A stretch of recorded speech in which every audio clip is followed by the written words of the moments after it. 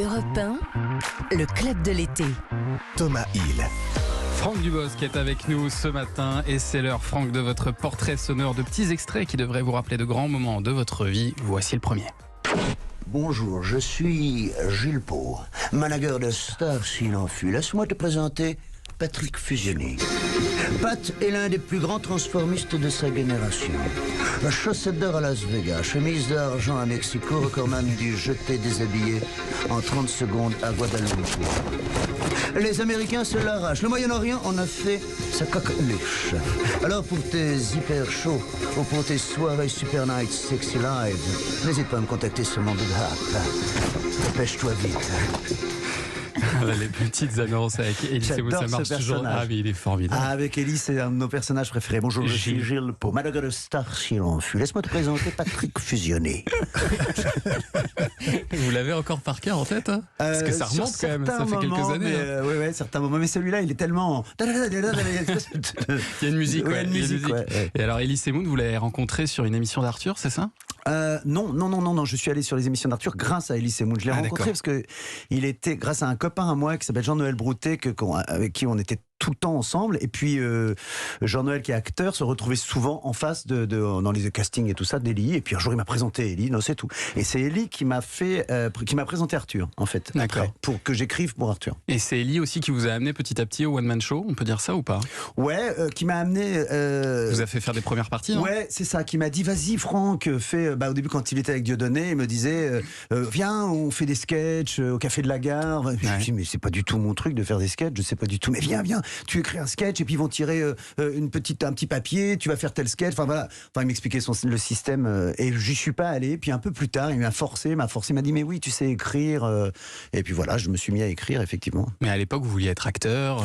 Ouais, je voulais pas l'humour. Moi, j'avais pas la gueule d'un comique, j'ai la gueule d'un jeune premier qui vieillit, mais pas d'un comique. Les comiques à l'époque, c'était les Coluche et tout ça. Enfin, c'était pas les jeunes premiers, on va dire. Et puis je me trouvais pas très drôle non plus. Donc il a fallu que j'apprenne et voilà. Puis vous vous êtes rendu compte que ça faisait marrer. Que ça faisait marrer, ouais. Et que ça marchait, quoi. Et que surtout que ça faisait marrer et que je recevais ce que je cherchais en tant qu'acteur. C'est qu'on me disait, ah, j'aime bien ce que tu fais. Moi, je n'avais jamais dit ça. Mais Dieu, je t'ai vu à la télé hier. Ou, ah, c'est pas toi qui as un petit rôle là. Ou des choses comme ça.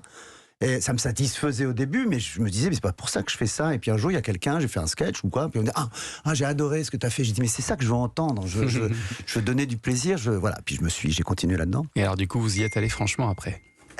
Hey, salut, tu vas bien? C'est Franck Dubosc. Dis-moi, tu aimes le camping? Attention, je te parle du vrai camping. Barbecue, sex and fun. Eh bien, tu sais quoi, je vais te montrer ce que c'est qu'un vrai campeur. Allez, pour toi, public, aujourd'hui, c'est le mois de juillet. Viens. Le campeur, et ça, tous les scientifiques te le diront, se déshydrate 2 fois plus vite qu'un homme normal. Surtout quand il fait beau. Et en même temps, remarque ici, comme on dit, hein, pastis part en bleu, pastis délicieux. Extrait du DVD de sketch, Pour toi public, où vous présentiez des personnages comme le ça. 1 et le 2, il y avait deux. Qui ont très très bien marché, ça a été un carton à l'époque. Et alors là, c'est le sketch du campeur. Et ce qui est amusant, c'est qu'on retrouve les bases et même certaines répliques du film Camping qui sortira 3 ans plus tard. Il y a eu un Camping 2, même un Camping 3 par la suite. Ça vous a suivi. C'est devenu un succès colossal. Ça vous marque à vie, ça, un film comme ça. Oui, tant mieux, parce que c'est vraiment c'est un film que j'aime beaucoup et une collaboration avec Fabien Antoninté que j'adore. Mais c'était déjà en germe quelques années avant, c'est ça qui est amusant. Oui, mais depuis longtemps. Moi, quand j'avais 25, 26, 27 ans, j'allais au camping municipal de Sénac dans le Périgord et j'écrivais celui que j'appelais à l'époque 14 juillet, 15 août, qui était l'histoire du camping. Alors c'était un peu plus tristou, il y avait chaque personnage, il y avait le mec au chômage, ça représentait mon père, il y avait celui qui est malade, c'était mon oncle, enfin dans la vraie vie. Et puis je faisais suivre tout le film, c'était un petit garçon de 12 ans qui évoluait entre le feu d'artifice du 14 juillet et le feu d'artifice du 15 août. Et ce film, vous n'avez pas osé le réaliser à l'époque? Non, il est devenu... Non, j'aurais jamais pensé à réaliser. Et puis il est devenu un peu notre Bible avec Fabien, ce qu'on appelait le cahier orange, qui nous a servi pour le 1, le 2 et le 3, d'ailleurs, où il y avait des petites choses. Après, on a réinventé, bien sûr, les histoires, mais on a pris des choses comme ça. Et puis moi, comme je pouvais pas faire le film, je faisais des sketchs Et voilà, où j'avais Jackie, il y avait tout ça. Hein. C'était la jeunesse. Donc on a repris les ingrédients comme ça, rigolo. Ouais, vous avez vu d'ailleurs que le camping des Flots Bleus, celui du film, a dû fermer, doit être reconstruit suite aux incendies en Gironde. Ça a dû vous faire un petit pincement au cœur, ça, j'imagine, de voir ce camping brûler. Ouais, mais c'est surtout... après, on en a parlé beaucoup du camping par rapport au film et tout, mais moi j'étais très gêné parce que c'est pas ça. L'essentiel, c'était la forêt qui brûlait. Enfin, c'est tout le camping, après, ça se reconstruit. C'est dur pour les gens qui sont propriétaires, que je connais pas. Enfin, je connais celui d'à côté, les gens du camping de la Dune, qui est celui d'à côté, parce qu'on parle toujours de celui-là, mais le camping n'est pas tourné que dans un seul camping. Ça, c'est celui où il y a ma tête en bois, là.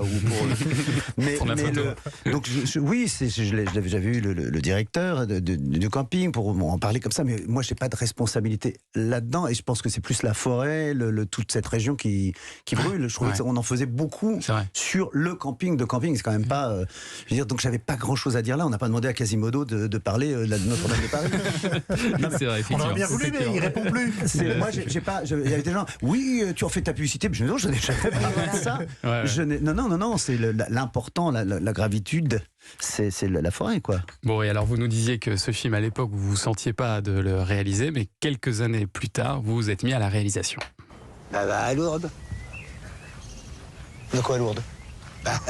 Tu vas à Lourdes avec elle, tu fais un vœu, et puis tu te lèves de ton fauteuil, tu gambades et t'es guéri. N'importe quoi. T'as une meilleure solution? Tout le monde debout, votre premier film en tant que réalisateur, et cette jolie scène avec Claude Brasseur, à qui vous avez fait faire son dernier film, en fait. Ouais. C'est ça.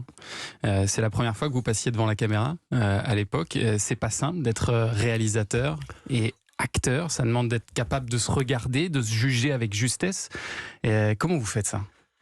C'est assez horrible de se regarder, parce que c'est comme quand on s'écoute, on n'aime jamais s'écouter, et se regarder c'est encore pire. Comment je fais il y a des gens qui vous aident ou pas? Il y a des gens qui vous disent là t'es pas juste, là t'es juste. Oui. D'abord j'ai écrit le film, donc je sais à peu près comment je veux le jouer, et donc j'ai cette facilité là quand même d'avoir vu les personnages en les écrivant. Et puis j'ai soit c'est ma script, soit c'est mon chef opérateur Ludovic Colbeau-Justin, en qui j'ai une entière confiance, donc qui me dit qui peut me dire me faire un petit signe de tête, c'est bien, et puis après je vais me revoir, et c'est pour ça que je me suis mis la moustache dans Rumba la vie. Je ne me supportais pas de me regarder, alors je me suis dit je vais me mettre une moustache, pas pendant tout le film, mais au moins ce sera quelqu'un d'autre. Ça sera, mais c'est ça, au moins ce sera quelqu'un d'autre. Donc quand je me regarde, alors il y a toute la première partie du film, quand je me regarde ça va, et la deuxième partie je peux plus. Je n'arrive plus à me regarder. Non, c'est horrible. Bon, on va continuer en tout cas à parler de danse et de danse latine avec Karima. On va parler musique latino.